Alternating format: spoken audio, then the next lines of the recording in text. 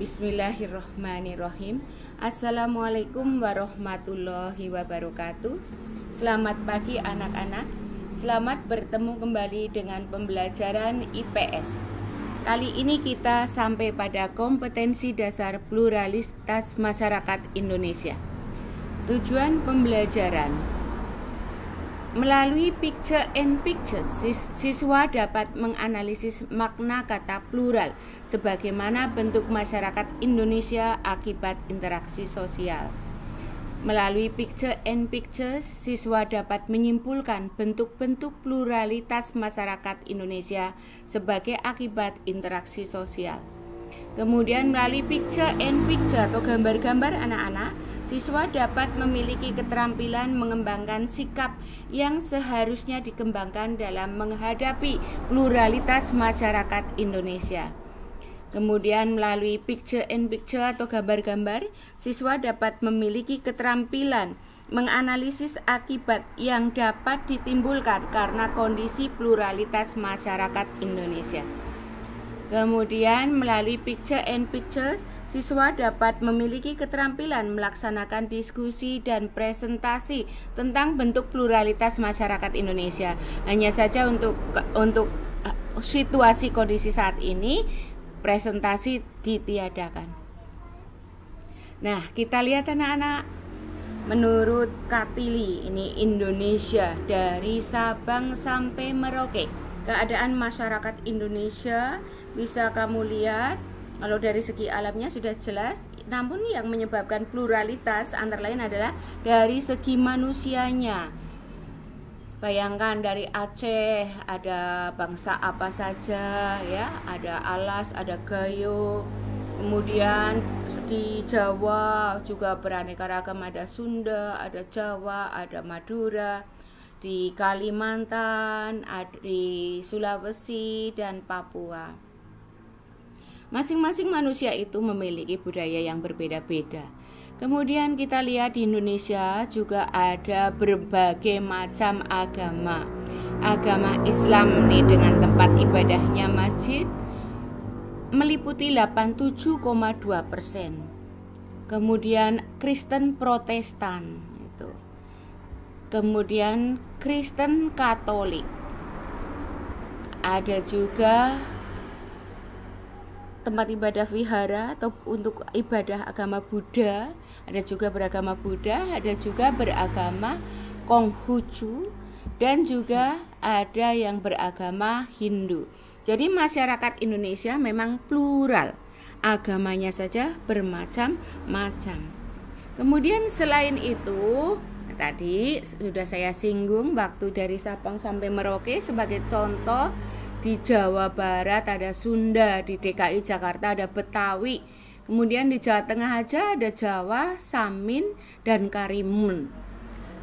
Orang Samin ini di daerah pedalaman Blora anak-anak yang masih agak terpencil. Dulu dia melarikan diri ke dalam hutan untuk menghindari orang-orang Belanda. Kemudian berketurunan di dalam hutan, tidak mau turun gunung, mengira kalau Indonesia masih dijajah Belanda.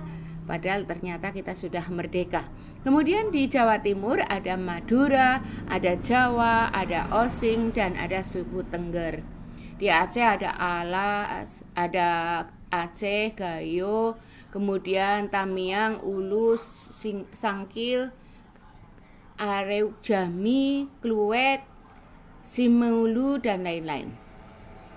Kemudian di Sumatera Barat aja ada Batak Toba, Batak Karo, sama-sama Batak aja, ada Batak Mandailing, dan lain-lain.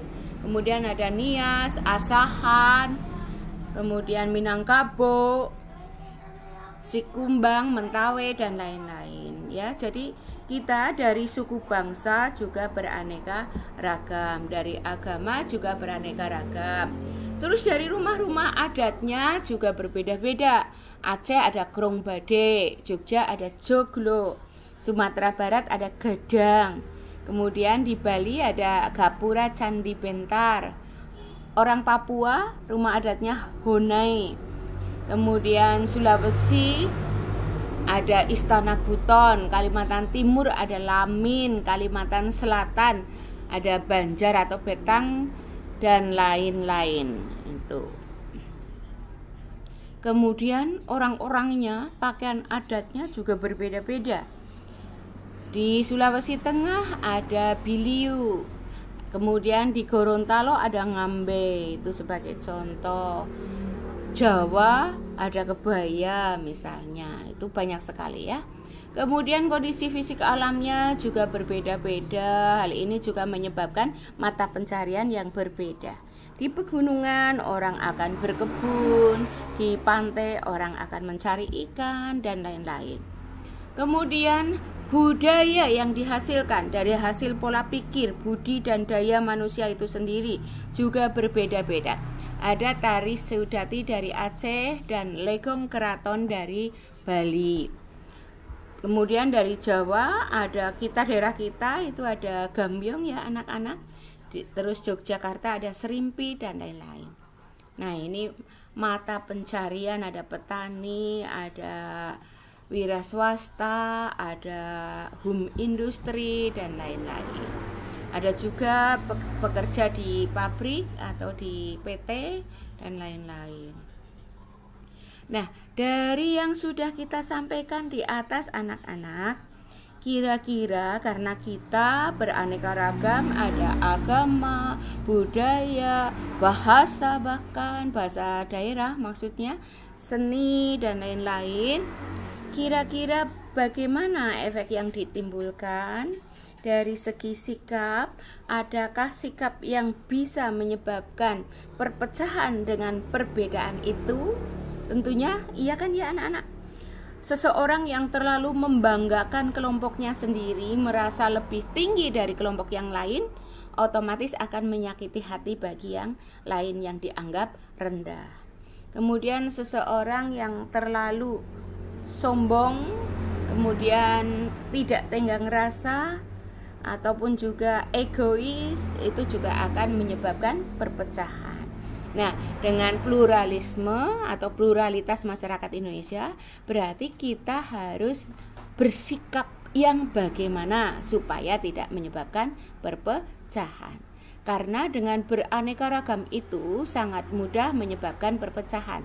Namun dengan beraneka ragam itu, apabila kita saling mengasihi, saling tenggang rasa, saling menghormati, tidak merasa dirinya benar sendiri, maka justru akan melahirkan keberagaman atau keanekaragaman budaya.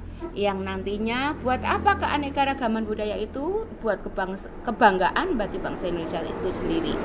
Kemudian yang kedua juga bisa untuk promosi pariwisata, bisa untuk meningkatkan pendapatan daerah. Dengan pariwisata otomatis akan membuka peluang pekerjaan yang lain, misalnya warung-warung, souvenir, kemudian restoran, kemudian juga untuk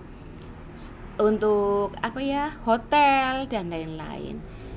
Selain itu, dengan keberagaman itu kalau kita pupuk, kita kembangkan, nanti bisa juga untuk diekspor ke luar negeri.